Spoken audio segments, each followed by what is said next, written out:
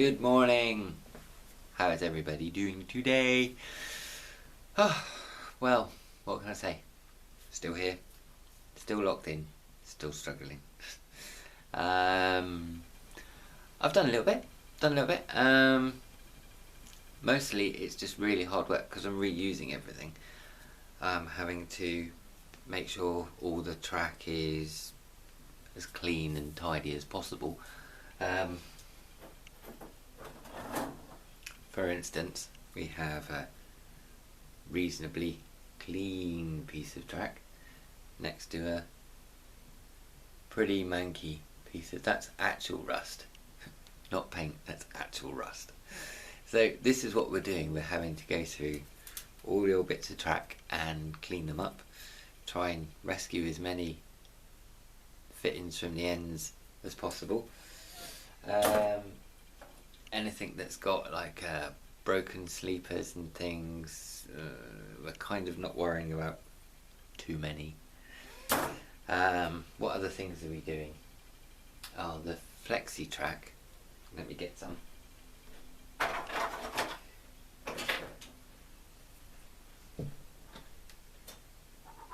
Here we go. So flexi track. I'm going along and I'm checking that all the rail chairs and the plastic moulded sleepers are all flat and level. Not worried about that direction quite yet, but flat and level that way. When they get pulled up, sometimes the sleepers bend, little pins come out and the rails get pulled off like that. But that's fine, because all you do is you just feed them back in, which is fine. If you've got some that are in the middle, then just cut them out and then push them back down and then slide them on the end, and you're pretty much all sorted. So that's fine. Let me detach said camera and show what I've done so far. Trying to think of some poignant lockdown type message, but running on empty for inspiration at the minute. I am doing, actually, I'm also doing a community radio show from home, doing that daily now at the minute, so it's from 5 till 6 p.m. British Standard Time, and that's Monday to Friday. Fridays is a 3-hour show from 5 till 8. That's available on local radio, Sound Art 102.5 FM, and it's also available online. So it's a Sound Art, so it's sound and art, all one word, and that's the local radio station here at Dartington. So if you type in Sound Art Radio, it will take you to the website, and then just click on Listen Live, and I'll be there. DJ Sai, Organic Duck Diving. Crazy name, but it's fun and it's a positivity hour. So it's all about upbeat music and trying to cheer us all up and keep us, moving on. Various shouts out to people, key workers, non-key workers, bus drivers, postmen, people down the local shop who are still trudging in every day and basically risking their lives to sell beans. So yeah, without them we wouldn't be eating, because we've only just managed to get a home delivery. So that's it really for what I've been up to. Let's show you some trains. Well, not running, because we're not that far ahead. I'm not bionic. After all, it is a HS2. It is supposed to be vastly overpriced and very disruptive and not come in on budget all time. At the moment, budget is good, because I still haven't spent a penny to date yet. Let me pause this, spin it round, show you what I've done. Right, and we're back. So we'll start this end. As you can see, we've still got the same 4 tracks at the back. Some trains are out. Ooh. Next to some big power tools. Never really a good plan. So they've all been going around there testing. That corner's fine. All the electrics are fine. Track feeds, connections, all good up to here. And then we've started going around the corner. That's all laid down now. That's all sorted. And then we'll go past the light. So we've got the gradient worked out pretty good. I've had to do this proper old school. So all the bench work I never used to tape measure, because for some reason I've lost both of them. Can't find them. And then for the gradient, I haven't got money to be buying Woodland Scenic's wonderful risers. So what I did, I'll show you. And as if by magic, tenders appear. Right. So my plan was, or is, that those are my highest locomotives. My Union Pacific big boy tender and my Flying Scotsman tender with real coal. Go on, focus. You know you want to. There you go. Right, so they're my highest locos. So working backwards from that, I put those onto a piece of track which raised it up.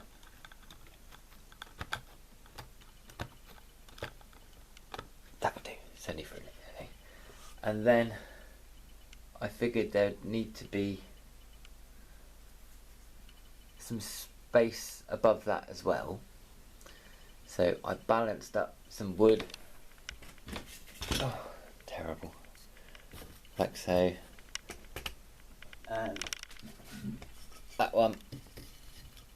And I think it was one of those. And that gave me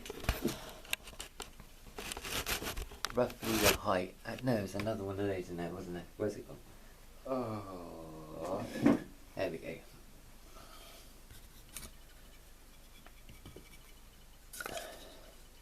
Is that what I did? Yeah, 3 of those. So that there, I figured out would give me more than enough clearance. So, working on a measurement of 3 of those bits of wood, that's what I had to work up to. So that's where I'm at. So we're going around here. That needs to come up a little bit, it's only resting on a bit of wood. But so that's where we're at for the height, and I used polystyrene sheets with a little bit of raising. So 1 thick one to 2 thin ones, then spread the 2 thin ones to make them into 3 thin ones. And that's that side done. Most trains I've tested, well, all the trains I've tested go up there with coaches. So once we get a full loop on the go, we can have a run around properly. Downsides at the minute. A, can't pin track to polystyrene because the nails just, pins come straight out.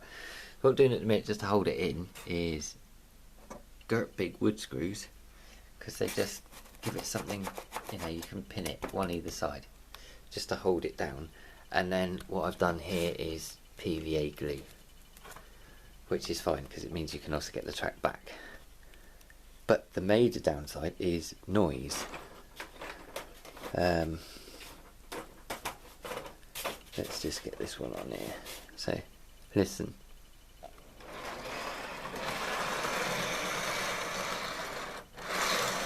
It's quite...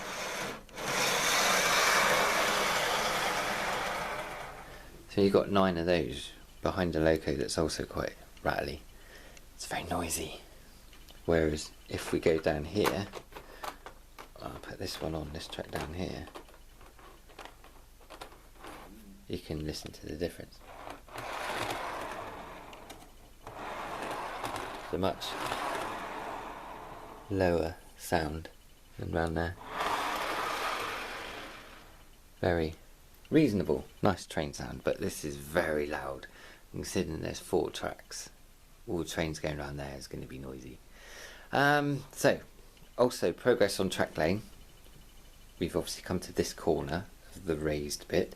I've worked out my height for the over level bit and my width. And this is the bottom corner. Right, confusing stop in conversation here because the wife came in and I paused the video and I've completely forgotten what I was talking about. So, right, what have we done? Noisy ramp, done that corner. Working out the height for the upper level, done that now. Bringing the downstairs track around the inside of this corner just to judge the distance. In theory, there should be one there and one there, and that should give enough clearance so as they don't catch. I've been running my Mark III around the inside one and the outside one. There we go, better. And they don't catch. There's plenty of clearance for 4 tracks to come around through here as long as this is the inside one. Just need to straighten that up a bit, make it more equal. And then we're going to go up there and make another ramp. You can see all the rubbish. What I am going to do actually is here, this space between the bookshelf and here, I'm going to pull this out to here so it will fit in. It's still a nice straight line from there with the bookshelf and the bookcase straight into there, and that will give me a little bit more room here because I want another 2 tracks to be coming round because I've got to have an inside double loop as well for my small trains because I've got all these first and second radius curves that aren't getting used, so I'm going to try and build a little steam train type loop in the middle and then figure out what we're going to do with the rest of that. This is then going to be all raised, so from here all the way around is going to be that height. All that track's going to be hidden. Got to work out access panels to there, so that's all then going to be my station.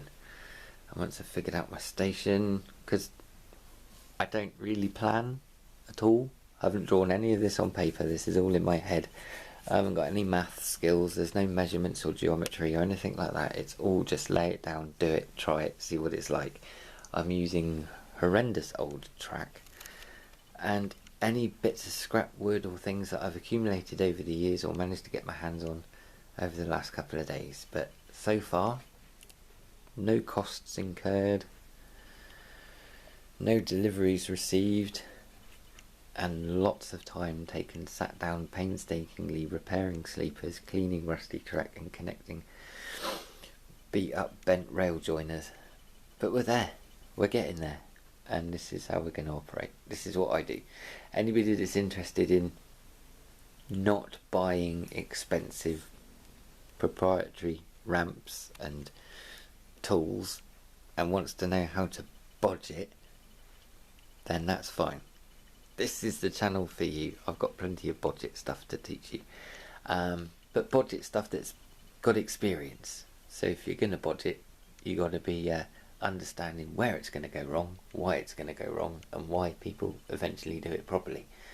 But so far, we're no maths, no proprietary equipment, old rusty track, no soldering. There we go. That's the way it's going to be all the way around. Also, the keen-eyed of you will notice, no points so far. So by the time I finish this loop, that will be 1, 2, 3, 4, and 1, 2, 3, 4. So that will be 8 loops. So I've gone around the room 8 times. So that's 4 trains with 2 loops each. And then there'll be another 2 loops inside, with either 1 train doing a continuous double loop or 2 trains doing 2 single loops. And then buildings and houses and buses and roads and things on top. So there's going to have to be some points in the station, This isn't going to be a shunting stroke operating layout where you can perform little tasks. This is going to be a scenic train set for me to put trains on long loops and let them run around and just watch all my toys and play with my toys, because that's what I do. I'm going to maybe have some points in the station that won't be used but look like they're there, so it looks more like a real station rather than a train set. And down the front here on the little steam layout there will be some points, and judging on how the place looks like when I've got this next layer up done, who knows, I could maybe build a set on top of that. So I've got, because I want my little mountain railway, that could maybe go up there and along here and around and then back along there and then around and then back and along. Or I could have a row of houses, or I could have my houses here above this bit with buses and roads, and then steps down to the station, and then stuff here, and then maybe this bit here could be the steam track could be underneath, and there could be a road here. Who knows?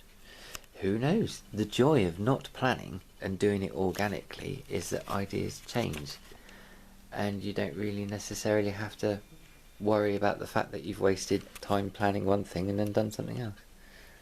Anyway, right, there's enough of making you dizzy. Now it's all gone out of focus. So, enjoy the lockdown, stay safe, wash hands. I'm going to try and get on some more. I'm running really low on track pins. I've got like 15 track pins to do possibly 100 meters of track. Be fine. I can't think of anything else to say or do, so I should bid you adieu. Again, if you're bored, go online, Sound Art Radio, and yeah, listen live, 5 to 6 p.m. British Standard Time. DJ Sai, Positivity Hour. Have a good lockdown. See you soon. Bye.